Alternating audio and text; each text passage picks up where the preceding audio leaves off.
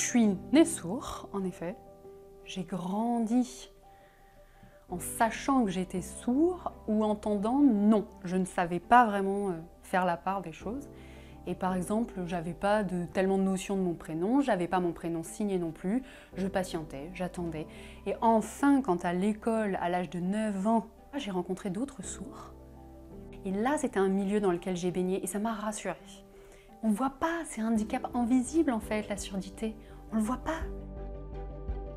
On m'a dit qu'il y avait un accueil en LSF, signant ou ça, et c'était chez la Massif. La Massif, vous dites l'assurance Massif? Oui, oui, oui. Et donc là, j'ai dit bonjour en langue des signes, quelqu'un m'a répondu en langue des signes. Sincèrement, j'en ai eu la chair de poule, j'y croyais pas.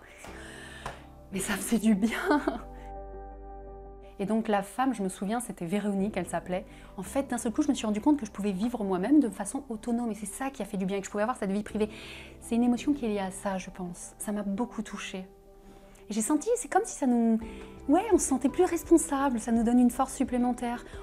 Ça, avec cet accueil en LSF signant, c'est hyper important, vraiment important.